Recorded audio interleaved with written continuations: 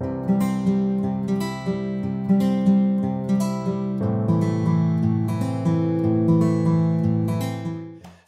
welcome everyone. Welcome to this first video interview with Nelson. So today we'll talk about the Kilimanjaro. So that's the first, let's say, video that I'm doing in that kind of format. The goal is, since a couple of weeks ago, I released a video talking about all the different trek.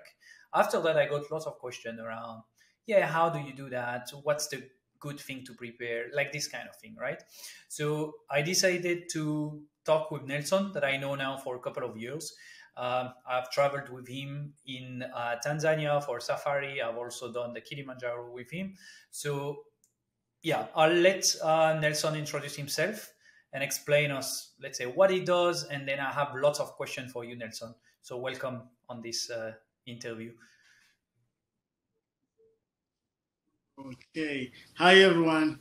I'm Nelson from Unique Pathways, Safari and Treks from Arusha, Tanzania.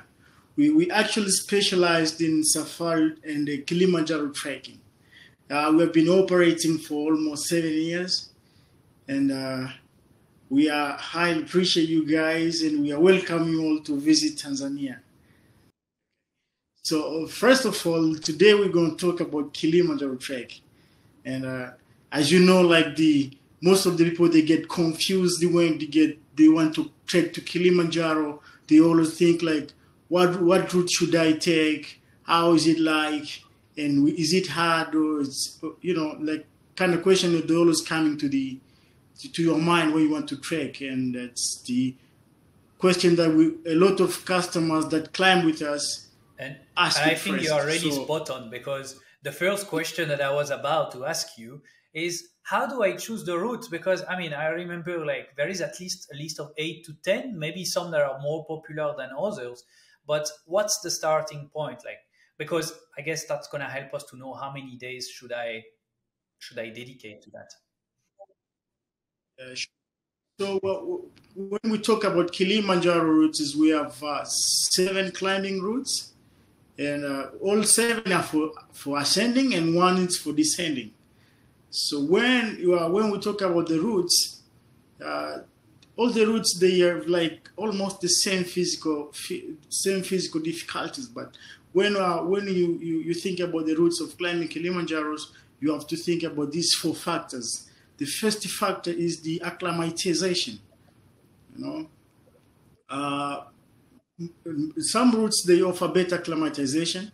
For instance, when we talk about the Machame, the Lemosho, the Northern Circuit, and Mashame was the one that I did. I didn't. For me, it was okay until 4,000 meters. It was fine. Then after you started to feel the altitude sickness a bit. So you are saying that's one of the best, right, for acclimatization? So the acclimatization is how your body adapt to the high altitude. As you know, when you climb Kilimanjaro, you losing the oxygen level as you're going up.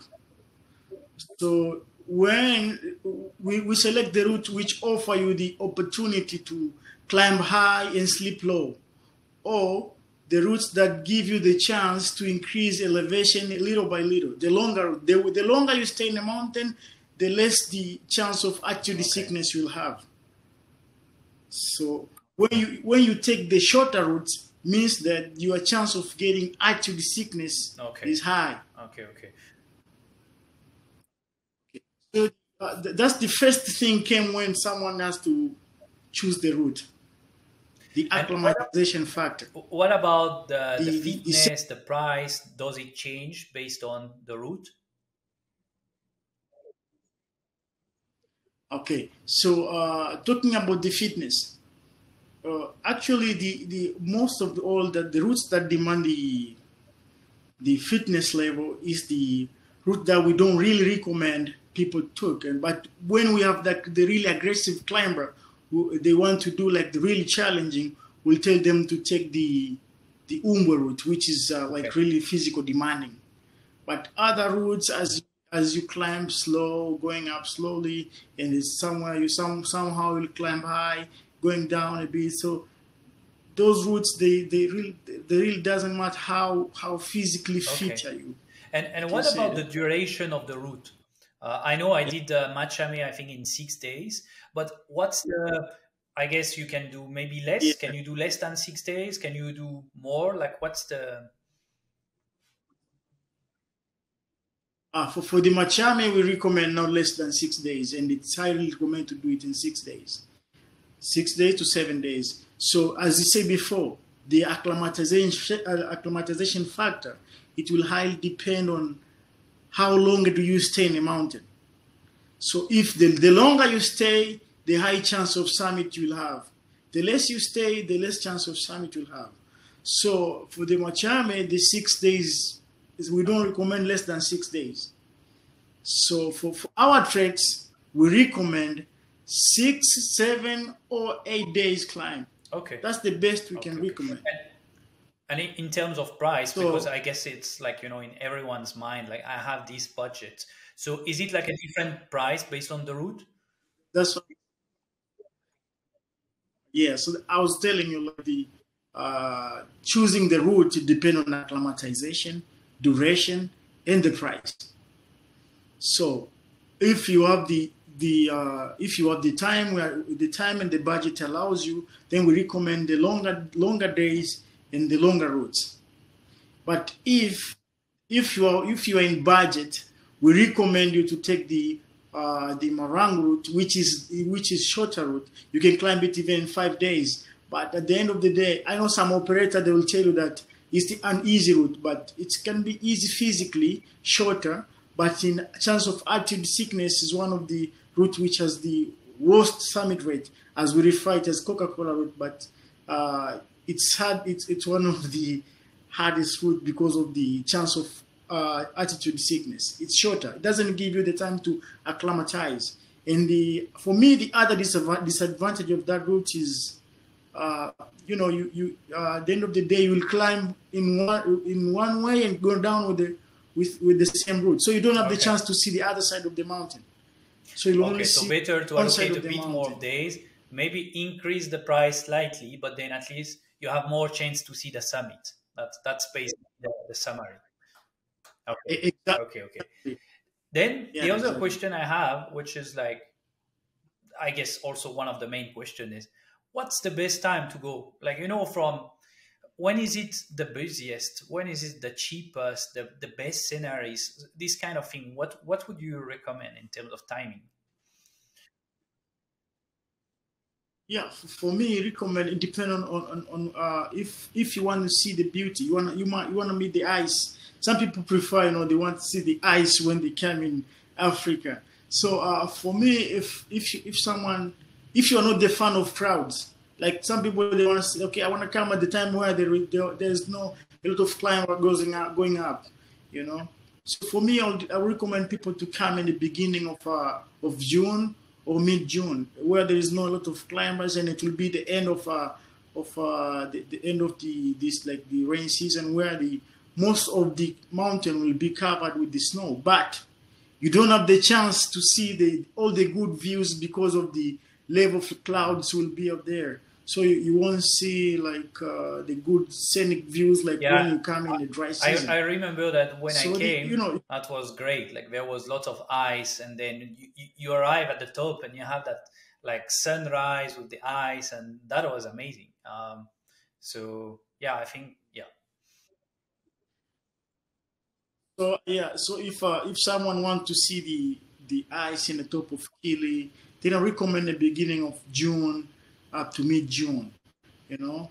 But if someone wants to come when it's pretty dry, you can come around June, August, September, up to the beginning of October, where But when you came November, then you'll meet the short rain. So it'll be time for the short rain.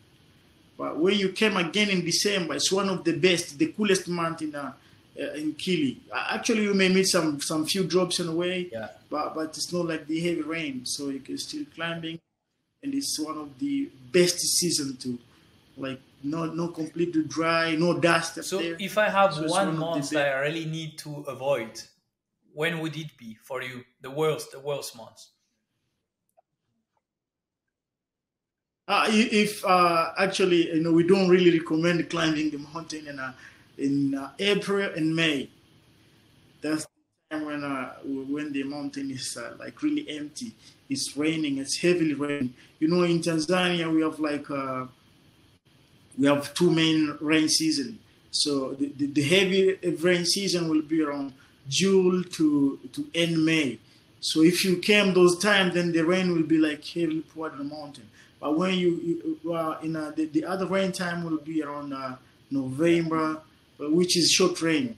And but one thing I can tell about the November and the December, it's not like heavy rain in the mountain, not heavily. So with the good rain gear, you can still climb it comfortably. So for the people that they want to try a bit of more adventurous, Okay. they can try that time. So you can meet the rain in a rainforest. Then as you go up, Since we are now at the middle of the video, wanted to take the chance to invite you to subscribe to the channel that you can see at the top of the screen. To comments, likes, anything. But if you find it informative, then please feel free to subscribe. And now we continue with our discussion. And keep so it slow. you will be like, oh, Remy is always asking me about the price. But is there like a different price between the season? Because I guess that might be also something that like everyone would have to. Actually, we don't have the different price within the season. It's not the same as safari. For the safari, we have that because of the hotels and everything. But for the mountain, the price always remained the same, as it took the same number of porters, same salaries for the porters, and the only thing that keeps the difference in the price in the mountain is how big is the group. What route do you take? Yeah. It doesn't matter what the time is. Just what route do you take? How big is the group? And what luxuries do you want during your climb? Some people they prefer like we want to have like private toilet.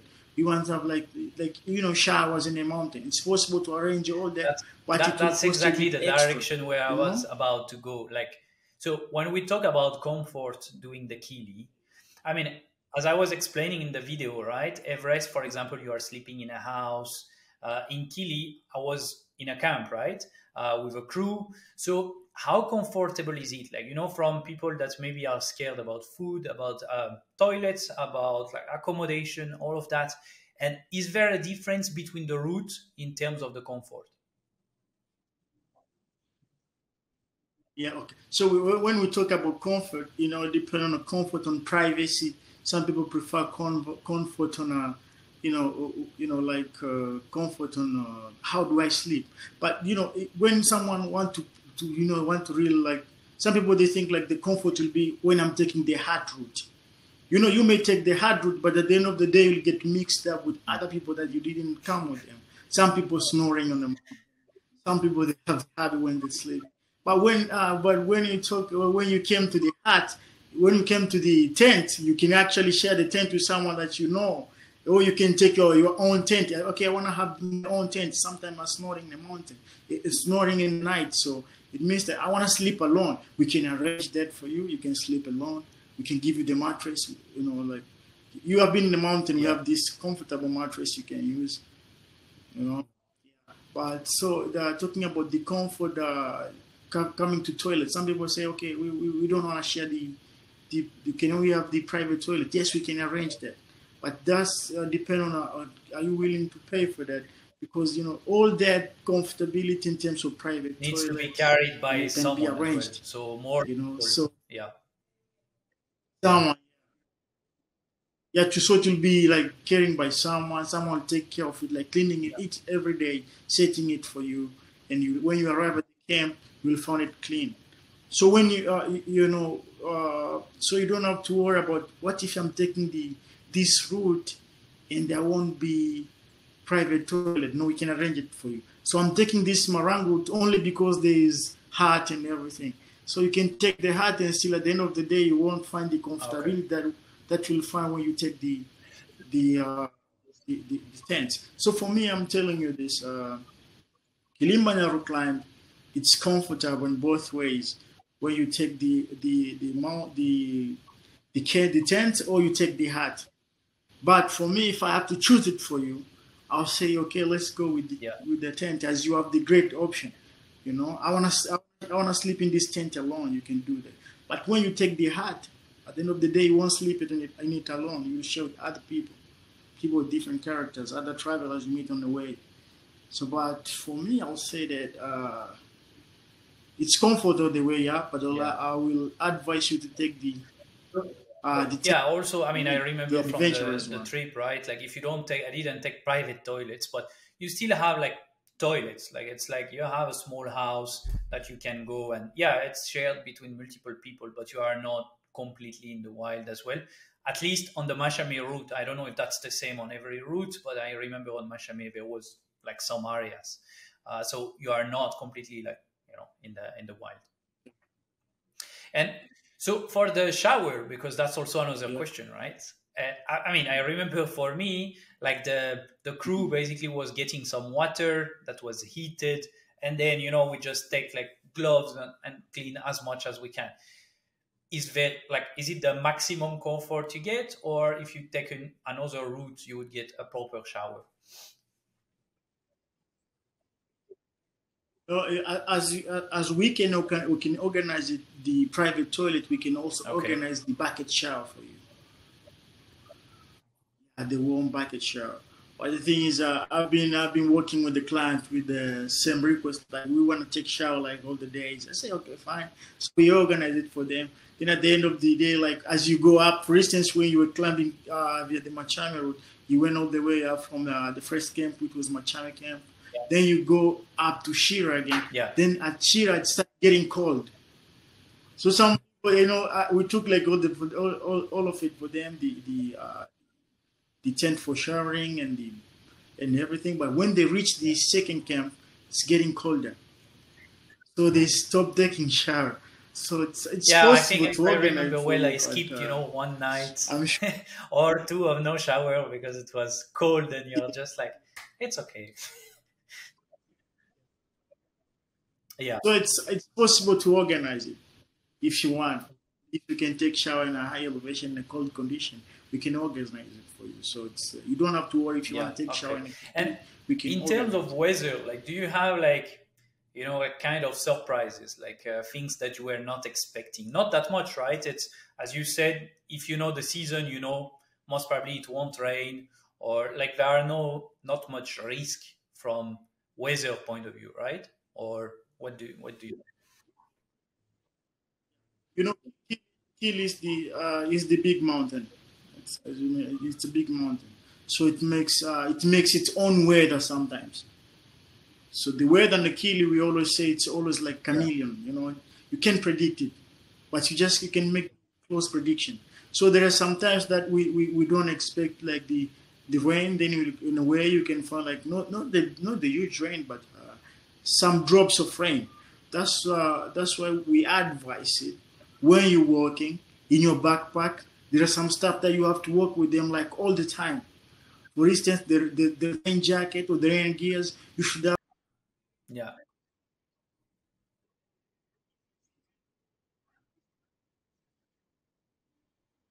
yeah, yeah. To be ready anytime, right? Just like for, yeah, Time because so we always yeah. tell people it's Yeah. better to be So over you prepared. touch a point that I was about to ask about the bags, Once right? that, So if I want, I can carry my own bag, or that can be a porter, right? How does it work? Yeah, like the carrying your large, own because I stuff, like guess all the like stuff. people have like a day bag that you keep the whole time with just your rain jacket and all of that, and you have the bigger bag that has your clothes for the next 7, 10 days, for example. So how do you manage that on the Kili? Right? Uh, so for Kili, actually, when you come in Kili, you as the guest, we advise you to not carry more than Okay. 10 kg or more than 8 kg, or around that. Then all your bags, including your climbing gears, that you'll be need like not all the stuff that you won't need on the way, like the exchanging clothes and everything. Uh, You should Okay. they will be carried by So, I mean, porters. you said there are lots of stuff that are carried by porters, right? So, how big is the team? I guess that's quite big, right? I mean, I remember for myself it was quite big. I was quite surprised, So, but it was like we were two, and that was like 7 people, I think, or something like that. yeah. So in Kili, one climber will be Okay. accompanied by three porters. One that means that means your bag, Yeah. the food that we eat for 7 days, Yeah, that's the thing. Like, your sometimes devices, people say, "Oh, your well, tent. it's quite expensive to do the kiddie," but when you think about it, you have a whole team behind because you need to carry everything. There is no places, so you need toilet, you need tent, you need food, you need and everything for like almost 7 days. So that's also the reason, right? Yeah, you can see in Kili like each day we'll be moving to different places. Each day to move on the mess tent, sleeping tent, the mattress, your bag, and all other equipment that you'll need on the way. And at the end of the day, when you are going to up to the summit, then you have the summit porter with you, someone who will carry the oxygen tank for so you can see like Yeah. everyone has its own work in the Kili, and everyone is important on the Kili. So the ratio is per one Okay. climber, three And porters. you That's just the mentioned common ratio. oxygen. So my next question, I guess, is like, how do you manage the altitude sickness? Because lots of people are good trekkers, right? Like, I mean, like we have lots of treks everywhere. For example, in Europe, and you might have trekked a lot in your life, but you might never have trekked in really high altitude. So I would say, what's the recommendation before? What you should do? Should you get medication and this kind of thing? What should you do during? And what happened in case someone has an issue?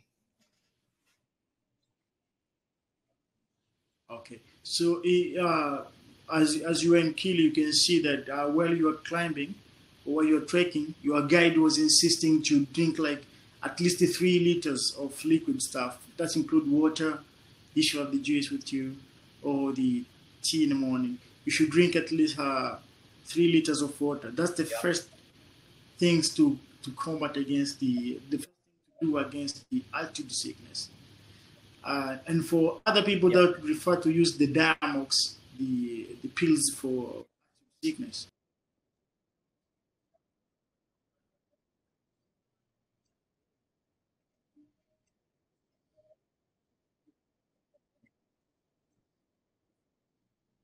which will have some people react differently. So, and at least you should use Yeah. it before start trekking. Half the pill before you start trekking. And the only way, if it get bad, then you can use the other half. You don't have to take the whole pill in the morning, because if you take the whole pill, means that on the way, if the acid sickness get worse, then Okay. you don't have the chance to take the other half. And So is there any like take the half. secondary effect to the pills? Like, I don't know. Like, because I remember for me, for example, I know most of the time around 4,000 meters is the trigger where I feel like I need to take something because it starts to hurt a bit. There is the common attitude symptoms. It's very common when you climb the Kili, the headache, the nausea. Some people they'll vomit. It's very common. And for instance, me when I was climbing the first day, actually I had the terrible headache, and I had to vomit. But when I had to vomit, then I feel better and keep on going. So Yeah. you don't have to hold it. When you feel like you want to vomit, you Yeah, take it out. just do, right? Okay. Yeah, just do it and keep on going. So those are the common things. So some people they say my head is really bad, and so you have to be worried.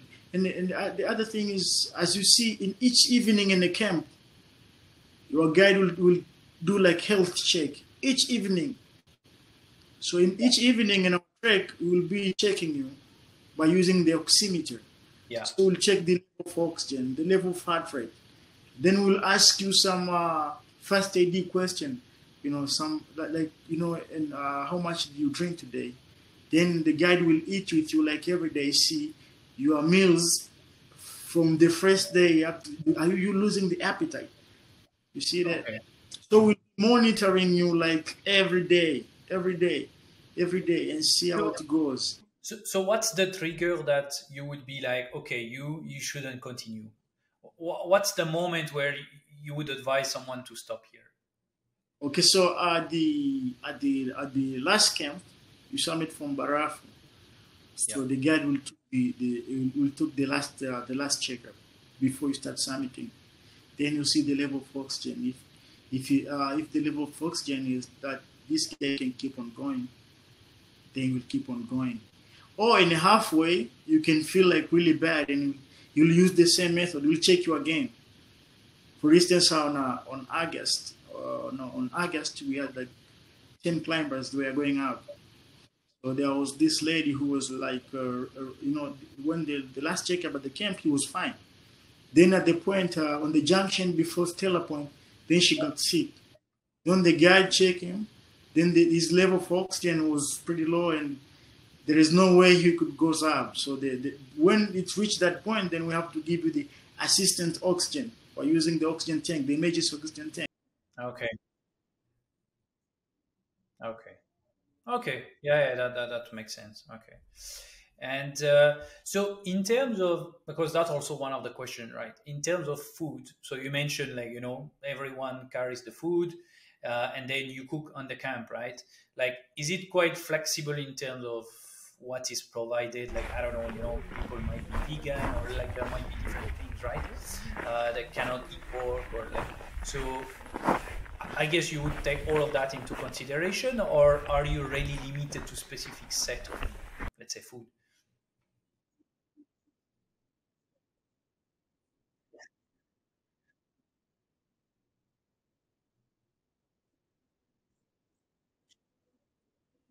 Yeah.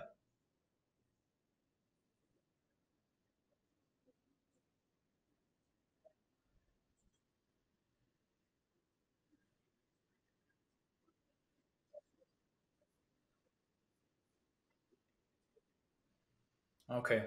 And how do you keep the food? Like, because when you arrive at the summit or in day 6, like how do you make sure the food didn't get like in a bad shape, Okay. let's say? So yeah, most of our food, I can see we buy fresh food on the beginning, Yeah. fresh food. So and when we buy fresh food in the beginning, then it's the very important that the food arrives first at the camp. Yeah. And as we are in high elevation, it's cold. It's the same as you keeping food in refrigerators. So Yeah. when we arrive at the camp, we take all the food out and we spread it down. Like keeping it safe so that it won't like Yeah. get get destroyed by heat and everything. So and for most of our treks on fifth day, we have the supply of fresh food. Okay. You know, yeah, directly from town. So we'll have other people that they will when you're on the fifth day, when on the fourth day, some people will start trekking with the fresh food, which will meet it on the way before your summit. Oh, So okay. you can find I didn't I when you go. didn't even realize that, to be honest. So when you reach when you pass via the Karanda camp, that's where the fresh food arrive Okay. because because there is the shortcut that people took and take the supply of fresh food up the mountain. Okay. And So, what so, and what about the water? How do you get the water? so the water actually we filter the water by using the special instrument, the special equipment for filtering the water. Okay. So the porter will go and take the water from the valleys, from the valley that come down from the peak of the mountain. Then we will filter it by the instrument. So after we filter it, we'll put the special pills on it so to keep it clear. Yeah. As you see, you have drinking the same water for all the 6 days, but you didn't get any stomach problem. No, no, I was fine. I was more focused on getting to the summit. I didn't even think about my stomach or anything anymore. Yeah, but after the trek, you didn't feel like sick or anything. Yeah, true. So for me, everything went great. It was amazing. But I'm sure sometimes, like, there might be issue, like, just someone that twists their ankle, something like that. So what's the option? Let's say I am at day 6. I have an issue, I have pain, my knee got like I don't know issue or Yeah. something. What can you do for me in that case? So for some like that, and when you are walking on the mountain, did you see something like wheelbarrow with Yep. the one Yeah, on tire? the way down. Yeah, I saw it. Yeah, that's the stretcher. When someone got sick in elevation where it's hard to get rescued, the porters will ride you on that Okay. till the place where you can get rescued. So for most of our climbers, we were working with most of our trek. We're working with this. There was this company before COVID, then they closed it due to poor business. So there's this company we're known as Search and Rescue, Kilimanjaro Search and Rescue. Okay. So this company used to ride like evacuation fleet. So they were running like choppers on the mountain. So if someone gets sick, you have to get into the. There's some air landing in the mountain. I don't know if you see those spots in the air landing. I don't recall, but yeah, I mean, I trust you. And so they will ride you up to that place. Then you get rescued with those search and rescue company.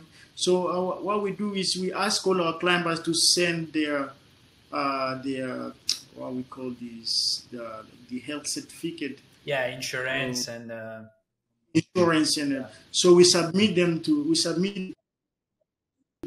the search and rescue company. Then all the details, the guide details. So if someone's sick in the mountain, the guide will communicate with the search and rescue company. Then the guide will take you to the spot that you can get rescued. Okay. Okay. Okay. Oh, okay. Yeah. Yeah, that's good to know. Because I guess like everyone is always thinking about the worst. So it's good to know that I mean you got everyone covered in case of something going wrong. It's good to talk about the good story, but also like yeah, think about everything. So yeah, then finally, last thing I want to ask you. So let's say I'm interested, right, to do the Kili. So tell me a bit, Okay. like, what's if I want to go with you? What's the process? How early I need to book? Uh, because like, how is the let's say the payment? Like, how do you work normally with most of your customers? So mostly we want to we always advise and we always plan our trek from the scratch.